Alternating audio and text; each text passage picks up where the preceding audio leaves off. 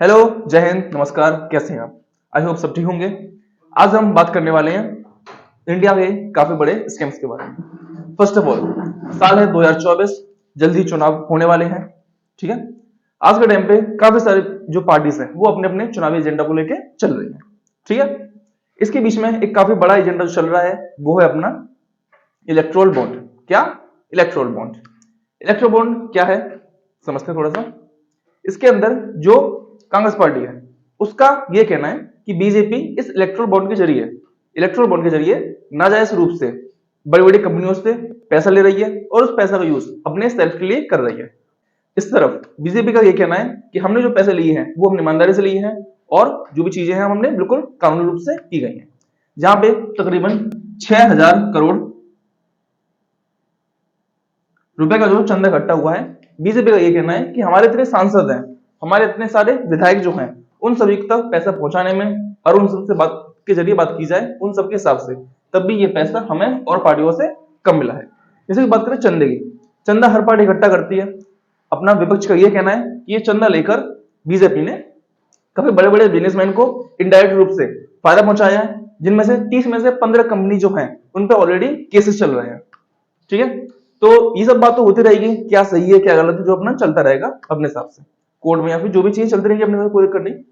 लेकिन हम बात करते हैं क्या ये सच में इतना बड़ा स्कैम है या इससे पीछे भी काफी बड़े बड़े स्कैम्स इंडिया में हुए हैं। ठीक है। आज हम बात करेंगे 10 सबसे बड़े स्कैम इंडिया में आजादी के बाद जो अब तक हुए हैं। ठीक है। हम क्या करते हैं, काफी बार जो प्रेजेंट में चल रहा है उसको ध्यान रखते हैं, लेकिन क्या क्या पास्ट में हो चुका है उसको हम कई बार भूल जाते हैं। तो इसलिए हमारे पास्ट में इंडिया में स्कैम जो होते आ रहे हैं उन सभी की हम आपके लिए डिटेल वीडियो लेके आए हैं। ठीक है। चलिए स्टार्ट करते हैं। हमारे इंडिया में आजादी हुई थी 1947 में। कब? 1947, 15 अगस्त 1947। उसी के बाद जैसे ही चीजें थोड़ी आगे बढ़ी, इंडिया और पाकिस्तान का जो बीच में प्रॉब्लम होती रही जम्मू कश्मीर को लेके। ठीक है। कश्मीर को लेके उसी बीच में जब इंडिया में उस टाइम अटैक हो रहे थे जम्मू कश्मीर इलाके में, तो वहां पे इंडिया वालों को फौज को काफी तादाद में जीप्स की जरूरत पड़ी थी, जीप की जरूरत पड़ी थी। उसी टाइम पे दौर था अपना 1948 जब इंडिया में ब्रिटेन की एक कंपनी से 300 पाउंड के हिसाब से 15 जीप, क्या बच्चों, 300 पाउंड के हिसाब से 15 जीप का ऑर्डर दिया गया। लेकिन 1949 तक सिर्फ 155 जीप ही डिलीवर हो पाए। क्या? 300 पाउंड का ऑर्डर दिया गया था 1500 जीप के लिए, एक जीप 300 पाउंड के हिसाब से 1500 जीप का ऑर्डर दिया गया, जिसमें से सिर्फ और सिर्फ 1949 तक 155 जीप ही डिलीवर हुई थी। जब इस बात पे कमीशन बैठाई गई और जांच की गई तब पता चला कि वहां पे जो हमारे कमिश्नरी थे वीके कृष्णा मेनन, आपने इनका नाम काफी हिस्ट्री में सुना होगा, हिस्ट्री बुक्स में। ठीक है। तो ये उस टाइम के वहां के मिनिस्टर थे अपने अपने हिसाब से। तो इनके अकॉर्डिंग बात की गई, इन्होंने काफी पैसा घपला किया था, अपना लूटा था स्कैम के जरिए, इसके कहते हैं हम जीप स्कैम 1948। ठीक है। ये बात जैसे पता चली तो वैसे उनको उनके पद से हटा दिया गया और इस चीज पर हमारे इंडिया में केस चलता रहा। एक कमेटी बैठाई गई और उस पर केस चला। केस चलते चलते और उसका जो वकील था इनके साइड से वो भी वीके मेनन के साइड से ही दिया गया था। केस चलता रहा, लेकिन अंत तक आते आते 1955 तक कोई इसका लास्ट में कुछ हो नहीं पाया जो ढंग से कुछ होने वाला था, और ये लास्ट में केस क्लोज कर दिया गया। वीके मेनन इस केस से साफ बच निकले, सीधी सी बात है। ये केस इंडिया का पहला केस था, इतना जो बड़ा फ्रॉड हुआ था इंडिया में। इसके बाद इंडिया में काफी केस होते रहे लगातार। बात की जाए 1951 bicycle import scam, 1956 BHU fund scam, 1958 Haridas Mundhra सीए, 1960 तेजा लोन स्कैम, 1963 प्रताप सिंह कैरियो, 1965 पटनेक करेंगा ट्यूब केस। बात की जाए 1974 में मारुति स्कैम, 1976 में कोवर्ट ऑलिस डील, 1981 में एक्चुअली ट्रस्ट और 1987 में एसडीडब्ल्यू ब्रोकरेज केस। ऐसे काफी फ्रॉड और ऐसे टाइप के स्कैम इंडिया में लगातार टाइम टू टाइम होते रहे, जिन पर ज्यादातर किसी ने ज्यादा हो नहीं पाया, ध्यान नहीं हो पाया। ठीक है। इसके बाद चलते हैं अपने कुछ और बड़े केसेस पे। ये तो अपने छोटे मोटे स्कैम जिससे हमारे इंडिया वाले लगातार टाइम पास करते रहे। ठीक है। तो अपना जो मेन पहला स्कैम था वो पहला स्कैम था जीप स्कैम। अब देखते हैं इसके आगे और कौन से बिगेस्ट स्कैम हुए थे इंडिया में। जानते हैं इंडिया के और क्या क्या स्कैम्स हुए। बात करते हैं बोफोर्स स्कैम। क्या था बोफोर्स स्कैम, समझते हैं। India signed 1437 crore deal with Swedish arm manufacturer. India ने 1437 करोड़ की स्वीडिश आर्म्स मैन्युफैक्चरर के साथ एक डील साइन की थी। उसके according for supply of 400 155 mm howitzer guns for army. इसके अकॉर्डिंग आर्मी को हॉइट्जर गन्स सप्लाई करने वाली थी 155 mm की, 400, ठीक है। लेकिन कुछ टाइम बाद क्या हुआ, 16 अप्रैल 1987 में स्वीडिश के रेडियो चैनल के द्वारा ये पब्लिश हुआ गया कि इंडिया के काफी बिजनेसमैन और काफी पॉलिटिशियन ने इस डील्स में एक सौदेबाजी के जरिए रिश्वत ली थी करीबन 60 करोड़ की। इसके बाद इस स्कैम के बाद कांग्रेस सरकार पर एक ऐसा स्कैम लगा था, एक ऐसा धब्बा लगा था जो आज तक भी नहीं धुल पाया। बात करें 20 अप्रैल 1987 में राजीव गांधी जी ने खुद कहा था कि इसमें कांग्रेस का कोई हाथ नहीं है और सब बिल्कुल ठीक है, ना तो कोई रिश्वत दी गई है ना किसी प्रकार की रिश्वत ली गई है। दबाव इतना बढ़ता रहा कि 29 नवंबर 1989 में राजीव गांधी ने पीएम के पद से रिजाइन कर दिया। जी दोस्तों, 29 अप्रैल 1989 में राजीव गांधी ने पीएम के पद से रिजाइन कर दिया। इसके बाद जब फिर से लोकसभा के आम चुनाव हुए, उस टाइम पे इतनी ज्यादा सीट न मिलने के कारण सरकार बनाने में काफी प्रॉब्लम हुई, नहीं हो पाई। अब बात करते हैं अगला scam, third, Harshad Mehta stock market scam 1992। आपने एक मूवी देखी होगी स्कैम 1992, ठीक है, जो आई थी, जिसमें हर्षद मेहता जो एक इन्वेस्टर था उसके द्वारा किए गए स्टॉक्स में हेरा फेरी के द्वारा जो उस टाइम में स्कैम किया गया था वो आया था।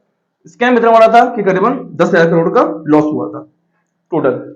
इसका सिंपल सा काम क्या था, ये एक बैंक के फर्म से जुड़ा हुआ था, वहां से ये पैसे लेता चुपचाप से और थोड़ा अकाउंट में हेरा फेरी करके उन पैसों को कुछ ट्रिक्स के माध्यम से ये अपने स्टॉक्स में लगाता और वहां से जो पैसा रिटर्न आता उसको अपने पास रख के और बाकी पैसा जो था वो बैंक में वापस कर देता।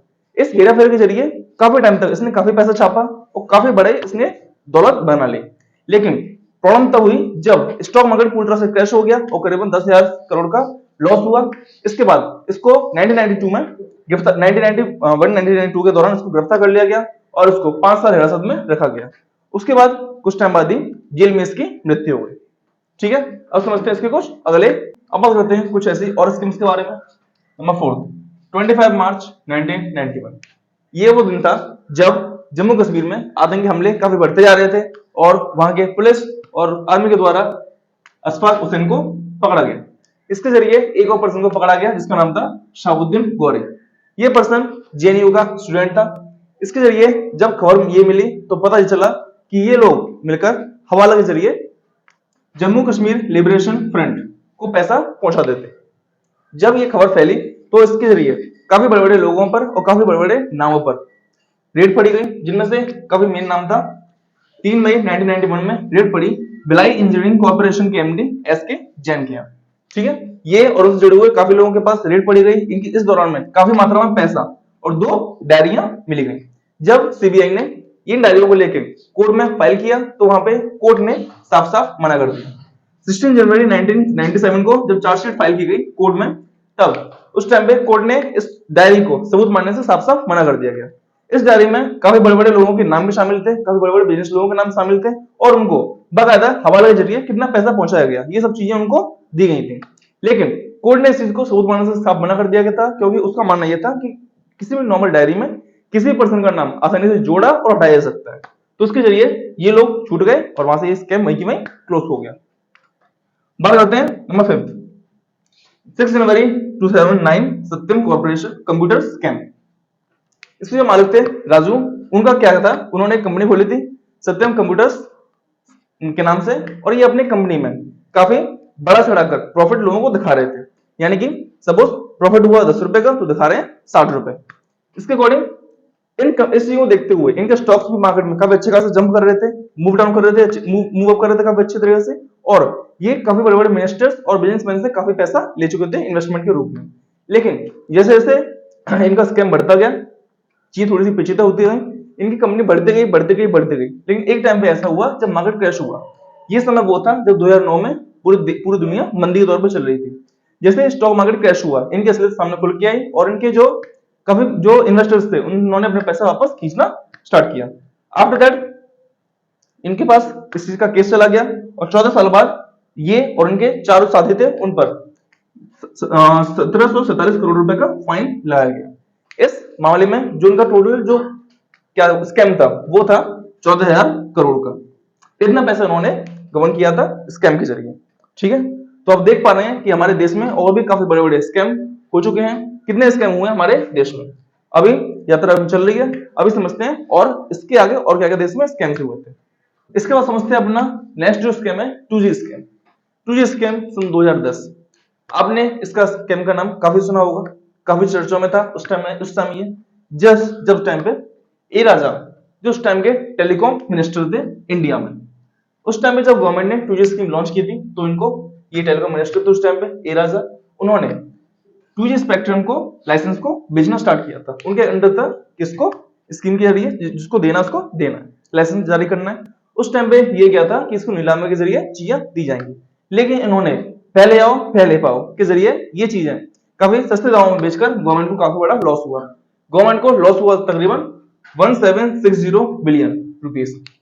ठीक है, इतना लॉस करीबन गवर्नमेंट को हुआ क्योंकि उन्होंने घोटाले के जरिए काफी पैसे अंदर करके लोगों को सस्ते दामों में चीजें बेच दी और इसकी वजह से गवर्नमेंट को काफी उस टाइम पे लॉस हुआ। इसके बाद जब सीबीआई कोर्ट ने जब उनको हिरासत में लिया और उस टाइम पे इनके जरिए ये और उस टाइम के काफी बड़े बड़े मिनिस्टर्स का नाम भी बीच में आया था। कमाल की बात यह है कि 2014 में जिस चीज को मुद्दा लेकर काफी हल्ला बोल हुआ था, उसी मुद्दे को सन 2017 में गवर्नमेंट कोर्ट ने इस चीज को रिलीज कर दिया गया। उस टाइम के ए राजा और उस टाइम के जो भी एक्यूज थे उनके साथियों सबको रिलीज कर दिया गया था। कब?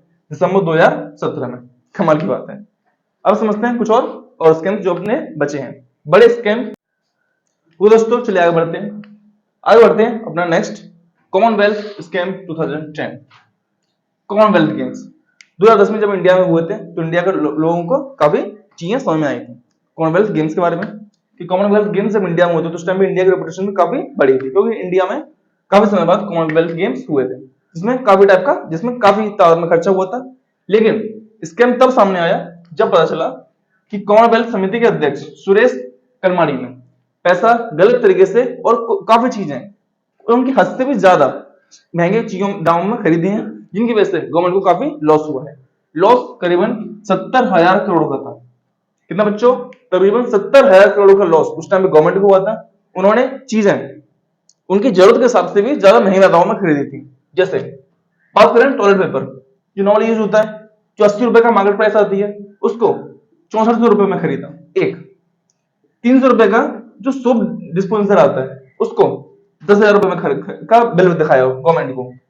3500 रुपए का जो मिरर होता है वो भी 1750 रुपए का बेचा, 17,500 रुपए का लिया उन्होंने। ठीक है, इस हिसाब से साफ साफ देखने को पता चलता है क्या कि चीजों के दाम जितने थे उससे भी ज्यादा का बिल लगाकर गवर्नमेंट से पैसा अंदर किया गया और काफी बड़ी मात्रा में करीबन 70,000 करोड़ रुपए का लॉस गवर्नमेंट को उस टाइम पे हुआ। ये उस टाइम का काफी बड़ा स्कैम था। इसके जरिए जिस कॉमनवेल्थ गेम्स के जरिए इंडिया की छवि दुनिया में अच्छी साबित होनी चाहिए थी, दुनिया के बहुत बड़े मीडियास ने उसी टाइम पे इस चीज का काफी मजाक उड़ाया था। नंबर 8 कोयल स्कैम, कोयला स्कैम। आपने काफी सुना होगा इसका नाम, कुछ टाइम पहले ही की बात है जब ये स्कैम सामने दुनिया के आया था। ठीक है, इसमें क्या हुआ था? CAG office accuse that government of India of allocating coal blocks of an inefficient manner during the period of 2004 से 2009, यानी 2004 से 2009 के बीच जो कोयला सप्लाई था इनसफिशिएंट मैनर में काफी सप्लाई किया गया था। ये CAG की रिपोर्ट के अकॉर्डिंग है जिसमें गवर्नमेंट ने लॉस किया था तकरीबन 10.7 लाख करोड़। कितना बच्चों? तकरीबन 10.7 लाख करोड़ का गवर्नमेंट को लॉस हुआ था for not accusing coal blocks में। उस टाइम पे जो कोयला सचिव थे HC गुप्ता। इस टाइम पे केस चला नहीं चला, इस टाइम पे के हिसाब से उस टाइम पे काफी बड़ा लॉस था अपना कोयला स्कैम। ये थे बड़े स्कैम इंडिया में होते आ रहे हैं। ठीक है, चलिए बढ़ते हैं आगे। बात करते हैं नंबर 9 था अपना 2 मार्च 2016 जब यूबी ग्रुप के चेयरमैन विजय माल्या, आपने नाम काफी सुना होगा विजय माल्या, जिन्होंने जो ओनर थे किंगफिशर एयरलाइंस के। बात ये थी कि 2012 से इनकी कंपनी काफी लॉस में चल रही थी। ठीक है, ये अपने चार्जशीट में हेर फेर करके अपना लॉस दिखा रहे थे और टाइम टू टाइम पर बैंक से लोन लेते गए थे। लोन इतना हुआ कि 17 बैंक से इन्होंने तकरीबन 9,000 करोड़ का लोन ले चुके थे और लोन का भरपाई ना करने के कारण या फिर ना भरना पड़े इसलिए 2 मार्च 2016 को ये इंडिया से भाग खड़े हुए बाहर।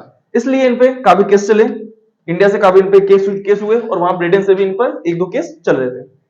ठीक है, आगे बढ़ते हैं। नंबर 10, फरवरी 2017 में स्टार्ट हुई नीरव मोदी के प्रॉब्लम की, जब उस टाइम पे उसने करीबन 8 इंस्टॉलमेंट में बैंक से 14,000 करोड़, जी बच्चों 14,000 करोड़ तकरीबन का लोन लिया और उसको लोन को वापस नहीं किया और आफ्टर दैट जनवरी 2018 में वो इंडिया से भाग गया।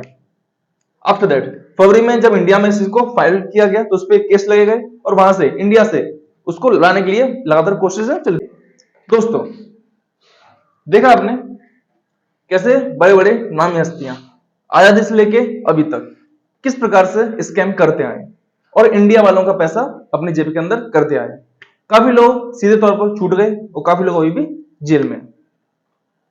बात की जाए जो मेन है, जितना भी स्कैम हुआ है लॉस सरकार का होता है, लेकिन जो मेन बात की जाए ये पैसा है किसका?